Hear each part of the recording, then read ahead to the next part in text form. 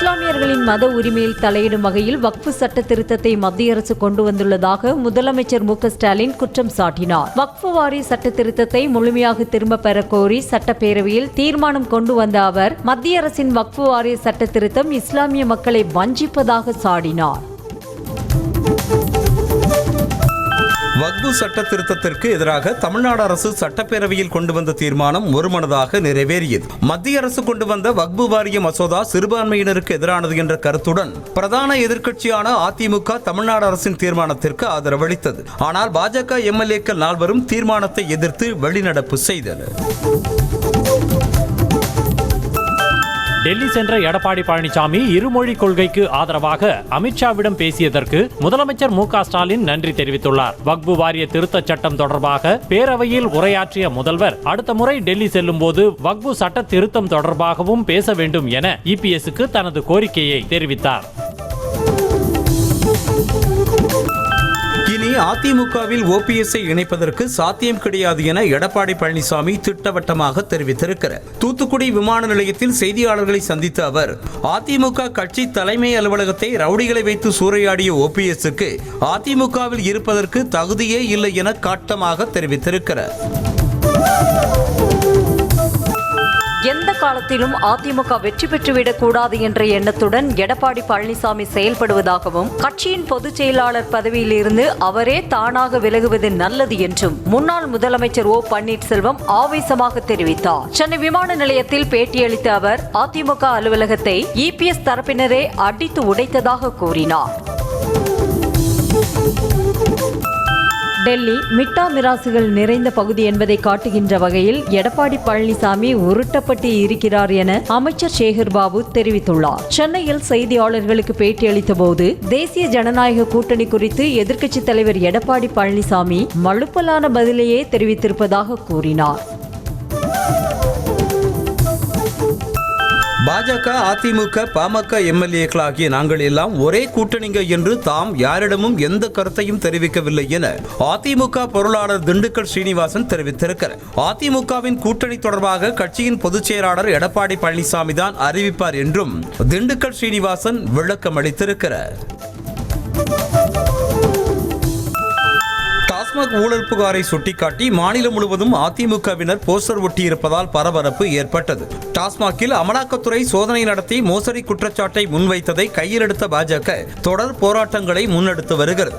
இந்த நிலையில் அமித்ஷாவை இபிஎஸ் சந்தித்த பிறகு பாஜகவுடன் சேர்ந்து திமுகவை எதிர்க்க அதிமுக முடிவெடுத்திருப்பதாக கூறப்படுகிறது. மத்திய அமைச்சர் அமித்ஷா வல்லபாய் பட்டேலின் மறு உருவம் என அதிமுக முன்னாள் அமைச்சர் ஆர்.பி. உதயகுமார் புகழாரம் சூட்டியுள்ளார். இது தொடர்பாக அவர் வெளியிட்டுள்ள வீடியோவில் தலைநகர் டெல்லியில் எடப்பாடி பழனிசாமி உள்துறை அமைச்சர் அமித்ஷா சந்திப்பு குறித்து அதிமுக தொண்டர்கள் மக்களிடம் திண்ணை பிரச்சாரம் செய்யுமாறு அறிவுறுத்தினார். திமுக ஆட்சிக்கு வந்த பிறகு எந்தெந்த மாவட்டங்களில் எத்தனை வகுப்பறைகள் கட்டப்பட்டுள்ளன என வெள்ளை அறிக்கை வெளியிட பாஜக மாநில தலைவர் அண்ணாமலை வலியுறுத்தியுள்ளார். இதுகுறித்து அவர் தனது எக்ஸ் பக்கத்தில் புதுக்கோட்டை மாவட்டம் பெண்ணாகரத்தில் அரசு உயர்நிலைப்பள்ளி மரத்தடியில் வகுப்புகள் நடத்தப்படுவதாகவும் தமிழ்நாட்டில் இதுபோல எத்தனை பள்ளிகள் இருக்கின்றன என்பது தெரியவில்லை எனவும் குறிப்பிட்டுள்ளார். சென்னை வானிலை ஆய்வு மையத்தின் இணைய பக்கத்தில் ஹிந்தி சேர்க்கப்பட்டுள்ள சம்பவம் சர்ச்சையை கிளப்பியுள்ளது. கர்நாடகா, ஆந்திரா, கேரளா மாநிலங்களின் வானிலை ஆய்வு மையத்தின் அதிகாரப்பூர்வ இணைய பக்கத்தில் அந்தந்த மாநில மொழிகள் மற்றும் ஆங்கிலத்தில் மட்டுமே அறிக்கை வெளியிடப்படுகிறது. இந்த நிலையில் சென்னை வானிலை ஆய்வு மையத்தில் மட்டும் ஹிந்தியில் அறிக்கை வெளியாகியுள்ளது. தமிழ்நாட்டில் வானிலை அறிவிப்பில் ஹிந்தி மொழி சேர்க்கப்பட்டதற்கு காங்கிரஸ் கமிட்டி மாநில தலைவர் செல்வ பெருந்தகை கண்டனம் தெரிவித்திருக்கிறார். உள்நோக்கத்தோடு வானிலை அறிக்கையில் ஹிந்தியை திணித்துள்ளது மத்திய அரசின் ஆதிக்க உணர்வையே காட்டுவதாக அவர் தெரிவித்திருக்கிறார். தமிழ்நாடு நகர்ப்புற உள்ளாட்சி அமைப்புகள் சட்டத்தின் வகைமுறைகளை மீறி செயல்பட்டதாக 4 கவுன்சிலர்கள் பதவி நீக்கம் செய்யப்பட்டுள்ளனர். சென்னை மாநகராட்சி 189வது வார்டு உறுப்பினர் பாபு, 5வது வார்டு உறுப்பினர் சொக்கலிங்கம், தாம்பரம் மாநகராட்சி 3வது மண்டல குழு தலைவர் ஜெயபிரதீப், உசிலம்பட்டி வார்டு உறுப்பினர் சகுந்தலா ஆகியோர் பதவி நீக்கம் செய்யப்பட்டுள்ளனர்.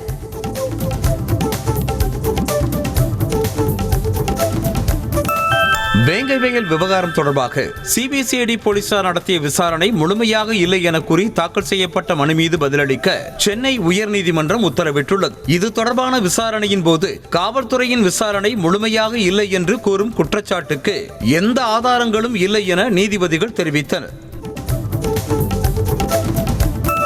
கொடநாடு கொலை கொள்ளை வழக்கு தொடர்பாக மறைந்த முன்னாள் முதலமைச்சர் ஜெயலலிதாவின் வளர்ப்பு மகன் சுதாகரன் கோவை காந்திபுரம் பகுதியில் உள்ள சிபிசிஐடி அலுவலகத்தில் நேரில் விசாரணைக்காக ஆஜரானார். தன்னிடம் 40 கேள்விகள் கேட்கப்பட்டதாகவும் தான் அதற்கு தனக்கு தெரிந்த உண்மையை தெளிவாக கூறிவிட்டதாக தெரிவித்தார். புதுச்சேரிக்கு மாநில அந்தஸ்து வழங்க வலியுறுத்தி சட்டப்பேரவையில் 16வது முறையாக தீர்மானம் நிறைவேற்றப்பட்டது. புதுச்சேரி பட்ஜெட் கூட்டத்தொடரின் இறுதி நாளில் திமுக மற்றும் காங்கிரஸ் உறுப்பினர்கள் புதுச்சேரிக்கு மாநில அந்தஸ்து வழங்க வேண்டும் என தனிநபர் தீர்மானம் கொண்டு வந்தனர். அரசின் எண்ணமும் அதுதான் என பதிலளித்த முதலமைச்சர் ரங்கசாமி அரசு தீர்மானமாக எடுத்துக்கொள்வதாக கூறினார். தமிழ்நாட்டில் 10ஆம் வகுப்பு பொதுத் தேர்வு வெள்ளிக்கிழமை தொடங்குகிறது. இந்த தேர்வை 9,13,036 பேர் எழுத உள்ளனர். 4,46,411 மாணவர்களும் 4,40,465 மாணவிகளும், தனித் தேர்வர்கள் 25,888 பேரும், திரைவாசிகள் 272 பேரும் எழுதுகின்றனர். ஏப்ரல் 15ஆம் தேதி வரை தேர்வு நடைபெறுகிறது.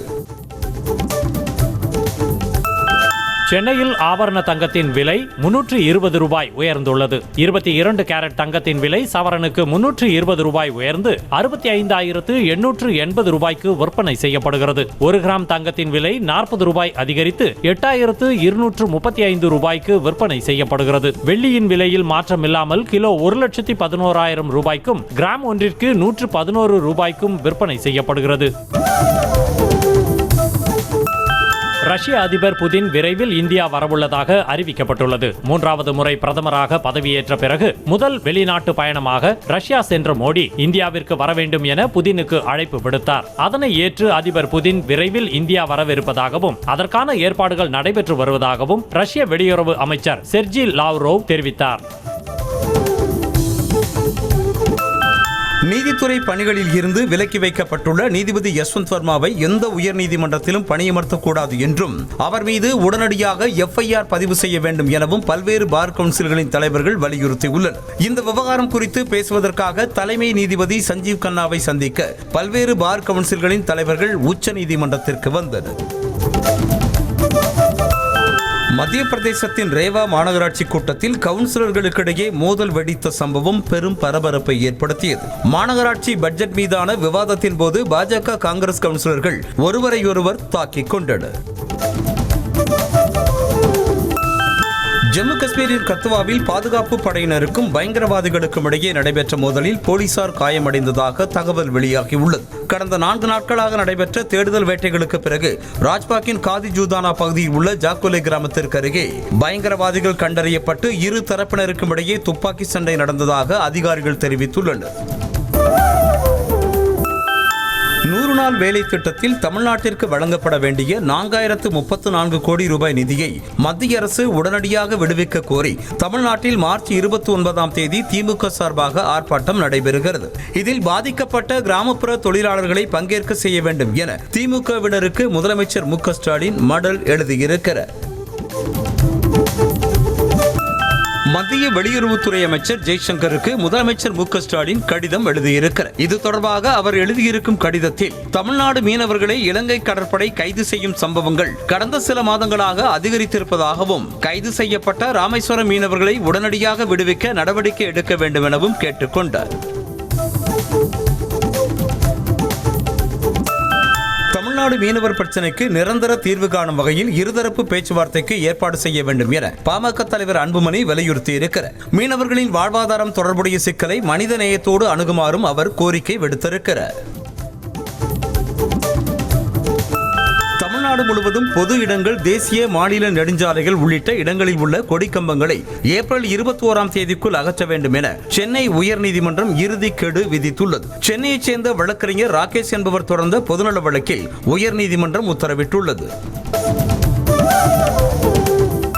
திருவாரூர் நகர்ப்பகுதியில் வானில் இருந்து பலத்த சத்தம் கேட்ட விவகாரம் தொடர்பாக ஆட்சியர் மோகனச்சந்திரன் விளக்கம் அளித்திருக்கிறார். இந்திய விமானப்படையின் சோனிக் பூம் எக்ஸசைஸ் காரணமாக பலத்த சத்தம் கேட்டதாக அவர் தெரிவித்திருக்கிறார். ஒலியை விட வேகமாக செல்லும் விமானத்தை இயக்கி பார்த்ததாலேயே சத்தம் வந்ததாக கூறப்படுகிறது.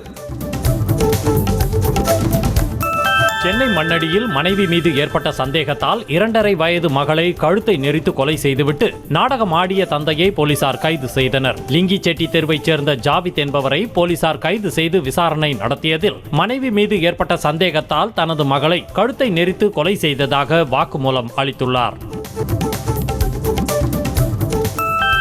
சென்னை ஆதம்பாக்கத்தில் வீட்டின் பின்புறம் புதைத்து வைக்கப்பட்டிருந்த நாட்டு வெடிகுண்டை தனிப்படை போலீசார் மோப்பநாய் உதவியோடு பறிமுதல் செய்தனர். இது தொடர்பாக பார்த்திபன் என்பவரை கைது செய்து விசாரித்ததில் அவரது நண்பர் வினித் என்பவர் தனது சகோதரர் தனுஷை கொலை செய்தவர்களை பழி தீர்க்க நாட்டு வெடிகுண்டை கொடுத்து வைத்திருந்தது தெரிய வந்தது.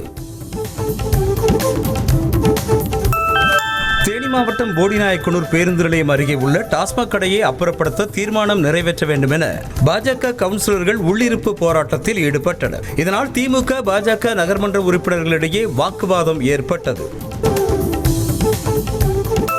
விழுப்புரம் மாவட்டம் திண்டிவனம் நகரமன்ற கூட்டத்தில் எந்தவித அடிப்படை வசதிகளையும் செய்து தரவில்லை என கூறி நகரமன்ற உறுப்பினர்கள் ஆணையரிடம் வாக்குவாதத்தில் ஈடுபட்டதால் சலசலப்பு ஏற்பட்டது. நகரமன்ற தலைவியிடம் கேள்வி எழுப்பினால் தனது கணவரிடம் கேட்டுக்கொள்ளுங்கள் என்று பதில் கூறுவதாக பெண் நகரமன்ற உறுப்பினர் ரம்யா ராஜா குற்றம் சாட்டினார். சிவகங்கை அரசு மருத்துவக் கல்லூரி மருத்துவமனையில் உரிய பாதுகாப்பு கோரி 3வது நாளாக பணிகளை புறக்கணித்து 100க்கும் மேற்பட்ட பயிற்சி மருத்துவர்கள் மருத்துவக் கல்லூரி முதல்வர் அலுவலகத்தை முற்றுகையிட்டனர். சில நாட்களுக்கு முன்பு பணி முடிந்து விடுதிக்கு சென்று கொண்டிருந்த பெண் பயிற்சி மருத்துவரிடம் இளைஞர் ஒருவர் அத்துமீறிய சம்பவம் மருத்துவர்களிடையே அதிர்வலையை ஏற்படுத்தியது.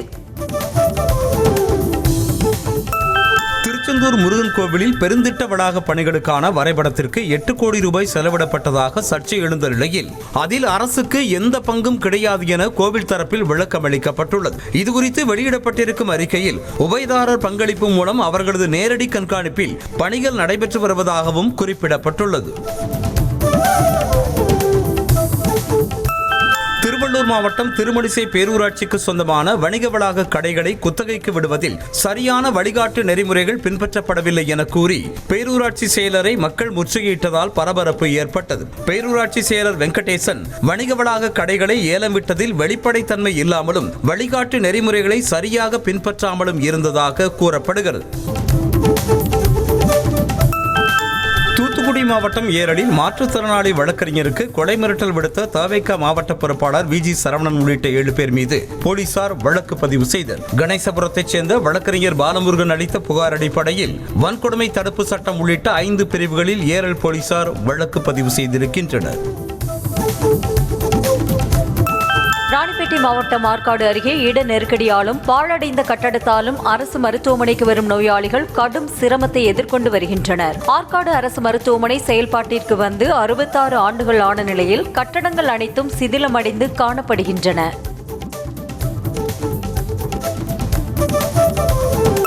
நாளுக்கு நாள் வெயிலின் தாக்கம் அதிகரித்து வரும் நிலையில் செங்கல்பட்டு மருத்துவக் கல்லூரி மருத்துவமனையில் குடிநீர் குழாய்களை அமைக்குமாறு நோயாளிகள் கோரிக்கை விடுத்துள்ளனர். மருத்துவமனைக்கு தினந்தோறும் ஆயிரக்கணக்கான மக்கள் வந்து செல்லும் நிலையில் ஒரு சில இடங்களில் மட்டுமே சுத்திகரிக்கப்பட்ட குடிநீர் கிடைப்பதாக சொல்லப்படுகிறது.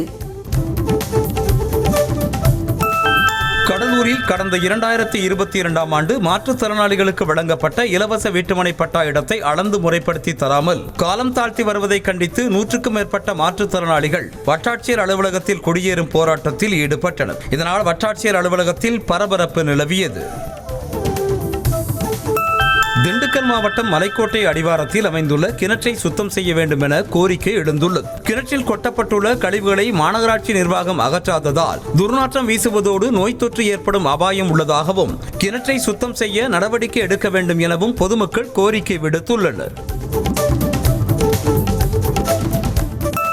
தஞ்சாவூர் மாவட்டம் பாபநாசம் அருகே உள்ள காவலர் குடியிருப்பு கட்டிடம் பழுதடைந்து புதர் மண்டியிருப்பதால் சமூக விரோதிகளின் கூடாரமாக மாறி வருகிறது. கட்டடம் பழுதாகி 10 ஆண்டுகளுக்கு மேலாகியும் எந்த நடவடிக்கையும் எடுக்கப்படவில்லை என காவலர்கள் வேதனை தெரிவித்துள்ளனர். பால் கொள்முதல் விலையை கூடுதலாக 10 ரூபாய் உயர்த்த வேண்டும், ரேஷன் கடைகளில் ஆவின் பொருட்களை விற்க வேண்டும் உள்ளிட்ட 12 வகை கோரிக்கைகளை வலியுறுத்தி போராட்டம் நடைபெற்றது. கிருஷ்ணகிரி ஆவின் பால் கூட்டுறவு அலுவலகம் முன்பாக நடைபெற்ற இந்த போராட்டத்தில் தமிழ்நாடு பால் உற்பத்தியாளர்கள் விவசாயிகள் சங்கத்தினர் கலந்து கொண்டு கோஷங்களை எழுப்பினர். விழுப்புரம் மாவட்டம் திண்டிவனத்தில் தற்காலிக ஓட்டுநர்கள் மற்றும் நடத்துனர்களிடம் பணம் பெற்றுக்கொண்டு அரசு அதிகாரிகள் பணி வழங்குவதாக அரசு போக்குவரத்து ஊழியர்கள் பணிமனையை முற்றுகையிட்டு போராட்டத்தில் ஈடுபட்டனர். தமிழக அரசுக்கு எதிராகவும் கோஷங்கள் எழுப்பியும் போஸ்டர்கள் ஒட்டியும் எதிர்ப்பு தெரிவித்தனர். ராணிப்பேட்டை மாவட்டம் ஆற்காடு அரசு மருத்துவமனையில் போதிய இடவசதி இல்லை என புகார் எழுந்துள்ளது. மாவட்ட நிர்வாகம் மற்றும் தமிழக அரசு மருத்துவமனையை மேம்படுத்த நடவடிக்கை எடுக்க வேண்டும் என அப்பகுதி மக்கள் கோரிக்கை விடுத்துள்ளனர். தேசிய கல்விக் கொள்கை மற்றும் PM ஸ்ரீ பள்ளிகள் திட்டத்தை செயல்படுத்த மறுக்கும் மாநிலங்களுக்கு மத்திய அரசு நிதியை விடுவிக்க மறுப்பது நியாயமற்ற நடவடிக்கை என நாடாளுமன்ற நிலைக்குழு கண்டனம் தெரிவித்துள்ளது. காங்கிரஸ் MP திக் விஜய் சிங் தலைமையிலான இந்த குழு தமிழ்நாடு, கேரளா மற்றும் மேற்குவங்கம் ஆகிய மாநிலங்களுக்கு மத்திய அரசு நிறுத்தி வைத்துள்ள நிதியை உடனடியாக விடுவிக்க வேண்டும் என்றும் பரிந்துரை செய்துள்ளது. சிறப்பாக செயல்படுகிற மாநிலங்களை தண்டிப்பதையே மத்திய பாஜக அரசு தனது கொள்கையாக கொண்டிருப்பதாக முதலமைச்சர் மு.க.ஸ்டாலின் குற்றம் சாட்டியுள்ளார். உரிய அளவிலும் உரிய நேரத்திலும் நிதி ஒதுக்காமல் அரசியல் பார்வையுடன் தமிழ்நாட்டை ஓரங்கட்ட முயற்சிப்பதாகவும் முதலமைச்சர் மு.க.ஸ்டாலின் சாடினார். இசைஞானி இளையராஜாவுக்கு தமிழ்நாடு அரசு சார்பில் ஜூன் 2ஆம் தேதி பாராட்டு விழா நடத்தப்படும் என முதலமைச்சர் மு.க.ஸ்டாலின் சட்டப்பேரவையில் அறிவித்திருக்கிறார். இளையராஜாவின் 50 ஆண்டு கால திரை இசை பயணம் லண்டன் சிம்போனி அரங்கேற்றத்திற்காக அரசு சார்பில் விழா எடுக்கப்படும் என முதலமைச்சர் கடந்த வாரம் அறிவித்திருந்த நிலையில் தற்போது விழாவிற்கான தேதி அறிவிக்கப்பட்டுள்ளது. தமிழ்நாடு அரசின் கலைஞர் கனவு இல்லம் திட்டத்தின் கீழ் 1 லட்சம் கான்கிரீட் வீடுகள் கட்ட 3500 கோடி ரூபாய் நிதி ஒதுக்கீடு செய்து தமிழ்நாடு அரசு அரசாணை வெளியிட்டுள்ளது. கிராம பகுதிகளில் வசிக்கும் ஏழை மக்களுக்கு சொந்தமாக கான்கிரீட் வீடு இருக்க வேண்டும் என்ற நோக்கத்தில் கலைஞர் கனவு இல்லம் திட்டத்தை தமிழ்நாடு அரசு அறிவித்தது.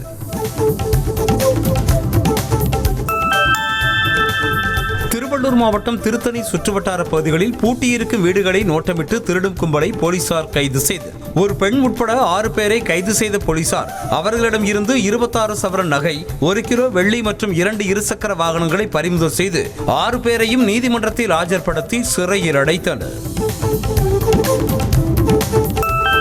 தருமபுரி மாவட்டம் கடத்தூரில் உள்ள அரசு தொடக்கப் பள்ளியில் காலை உணவு சாப்பிட்ட 10க்கும் மேற்பட்ட மாணவ மாணவிகளுக்கு வாந்தி மயக்கம் ஏற்பட்டதால் மருத்துவமனையில் அனுமதிக்கப்பட்டனர். தொடக்கப் பள்ளியில் படித்து வந்த 80க்கும் மேற்பட்ட மாணவ மாணவிகளுக்கு காலை உணவாக சாம்பாருடன் அரிசி உப்புமா வழங்கப்பட்டதாக கூறப்படுகிறது.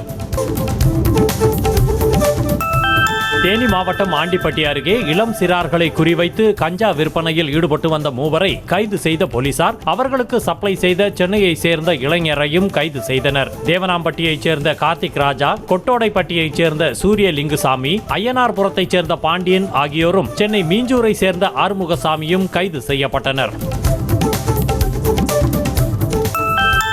கடலூர் மாவட்டம் பன்ருட்டி அருகே ஐயனார் கோவிலில் யாகசாலையில் இருந்து வந்த புகையால் கதண்டு வண்டு கொட்டியதில் 30க்கும் மேற்பட்டோர் படுகாயமடைந்தனர். செம்மேடு பகுதியில் உள்ள ஐயனார் கோவிலில் யாகசாலையில் இருந்து வந்த புகையின் காரணமாக அருகில் இருந்த ஆலமரத்தில் கூடு கட்டியிருந்த கதண்டு வண்டு பறந்து அங்கிருந்தவர்களை கொட்டியது.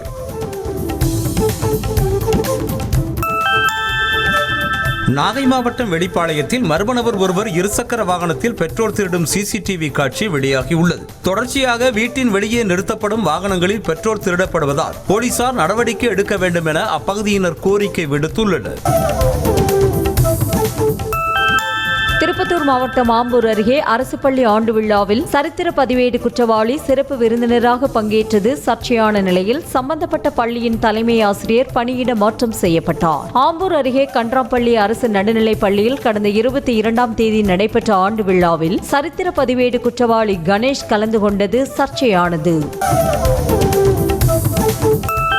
பாதுகாப்பான கடற்கரை வளமான இந்தியா என்ற கருப்பொருளின் கீழ் சைக்கிளில் விழிப்புணர்வு பயணம் மேற்கொண்டு வந்த CISF வீரர்களுக்கு கடலூரில் உற்சாக வரவேற்பு அளிக்கப்பட்டது. குஜராத்தில் இருந்து 11 மாநிலங்களை கடந்து கடலூர் மாவட்ட எல்லையான ஆல்பேட்டைக்கு வந்த அவர்களுக்கு பொதுமக்கள் மாலை அணிவித்து ஆரத்தி எடுத்து வரவேற்றனர். நாமக்கல்லில் தென்மண்டல எல்பிஜி டேங்கர் லாரி உரிமையாளர்கள் சங்கத்தினர் எண்ணெய் நிறுவனங்கள் வெளியிட்டுள்ள 2025-2030 ஆண்டிற்கான வாடகை ஒப்பந்தத்தில் 3 அச்சு லாரிகளை இயக்க வேண்டும், மாற்று ஓட்டுநர் இல்லாத பட்சத்தில் 20,000 ரூபாய் அபராதம் விதிக்கப்படும் என கட்டுப்பாடுகள் விதிக்கப்பட்டதாக கூறி காலவரையற்ற வேலை நிறுத்தத்தில் ஈடுபட்டுள்ளனர். மதுரையில் உள்ள ஸ்ரீ வாணி தனியார் பள்ளியில் ஆண் டெய்லர் மூலமாக மாணவிகளுக்கு சீருடை அளவெடுத்த புகாரில் ஆசிரியை மற்றும் 2 டெய்லர்கள் மீது போக்சோ வழக்கு பதிவு செய்யப்பட்டுள்ளது. 10ஆம் வகுப்பு மாணவி ஒருவர் மதுரை அனைத்து மகளிர் காவல் நிலையத்தில் புகார் அளித்த நிலையில் நடவடிக்கை எடுக்கப்பட்டுள்ளது. ஏமாற்றி வெளிநாடு சென்று திரும்பியவரை லுக் அவுட் நோட்டீஸ் மூலம் சென்னை விமான நிலையத்தில் திருவாரூர் மாவட்ட அனைத்து மகளிர் போலீசார் கைது செய்தனர். அணக்குடி பகுதியை சேர்ந்த பாலமுருகன் வடபாதி மங்கலத்தை சேர்ந்த பெண்ணை திருமணம் செய்வதாக கூறி வேறொரு பெண்ணை திருமணம் செய்துவிட்டதாக புகார் அளிக்கப்பட்டது. கிருஷ்ணகிரி மாவட்டம் ஒசூர் அருகே குட்டையில் விழுந்த காட்டு யானையை வனத்துறையினர் மீட்டு வனப்பகுதிக்குள் அனுப்பினர். மூக்கங்கரை பகுதியில் குண்டப்பன் என்பவருக்கு சொந்தமான விவசாய குட்டையில் இரவு நேரத்தில் உணவு தேடி வந்த காட்டு யானை விழுந்து வெளியேற முடியாமல் தவித்தது. தகவலறிந்து வந்த வனத்துறையினர் குட்டையை தோண்டி பாதை ஏற்படுத்தி யானையை வெளியேற்றி ராணிப்பேட்டை மாவட்டம் சோளிங்கரில் உள்ள லட்சுமி நரசிம்மர் மலைக்கோவிலில் ஆயிரக்கணக்கான தேனீக்கள் இணைந்து 15 நிமிடங்களில் கூடு கட்டியது. ரோப்கார் நிலையத்தின் முகப்பு வாயிலில் தேனீக்கள் கூடு கட்டிய நிலையில் அமைதியான உயரமான இடத்தில் தேனீக்கள் கூடு கட்டுவது சகஜமான ஒன்றுதான் என வனத்துறையினர் தெரிவித்துள்ளனர். தேனி மாவட்டத்தில் 5வது நாளாக டிப்பர் லாரி உரிமையாளர்கள் மற்றும் ஓட்டுநர்கள் வேலை நிறுத்த போராட்டத்தில் ஈடுபட்டுள்ளதால் கட்டுமான பொருட்கள் கிடைப்பதில் சிரமம் ஏற்பட்டுள்ளது. தேனியில் இருந்து கேரளாவிற்கு கனிமங்களை ஏற்றி செல்லும் வாகனங்களுக்கு கிரஷர்களில் டிரான்ஸ்போர்ட் பாஸ் வழங்காதது மற்றும் விலையேற்றத்தை கண்டித்து டிப்பர் லாரி உரிமையாளர்கள் மற்றும் ஓட்டுநர்கள் போராட்டத்தில் ஈடுபட்டு வருகின்றனர். கேரள மாநிலம் பத்தனம்திட்டா அருகே ஏடிஎம் எந்திரத்தில் பணம் கொள்ளையடிக்க முயன்ற நபரை போலீசார் கைது செய்தனர். புகாரின் பேரில் சிசிடிவி கேமரா காட்சிகளை ஆய்வு செய்த காவலர்கள் ரவி என்ற இளைஞரை கைது செய்து சிறையில் அடைத்தனர். தெலங்கானா மாநிலம் நாகர்கர்னூல் மாவட்டத்தில் கட்டுமான பணியில் இருந்த சுரங்கப்பாதை இடிந்து விழுந்த விபத்தில் தொழிலாளர்கள் சிக்கியதை அடுத்து கடுமையான துர்நாற்றம் வீசியதால் மீட்பு பணிகள் முடுக்கிவிடப்பட்டுள்ளன. கடந்த மாதம் 22ஆம் தேதி சுரங்கப்பாதை இடிந்து விழுந்ததில் பணியில் இருந்த 8 தொழிலாளர்கள் சிக்கி உயிரிழந்தனர். தற்போது வரை 2 பேரின் உடல்கள் மட்டுமே மீட்கப்பட்டுள்ளன. எகிப்தின் பிரபலமான செங்கடல் இடமான ஹூர்கடாவில் 45 சுற்றுலா பயணிகளோடு சென்ற நீர்மூழ்கி கப்பல் விபத்துக்குள்ளானதில் 6 பேர் உயிரிழந்தனர். நீர்மூழ்கி கப்பல் விபத்துக்குள்ளான காரணம் குறித்து அதிகாரிகள் விசாரணை மேற்கொண்டு வருகின்றனர்.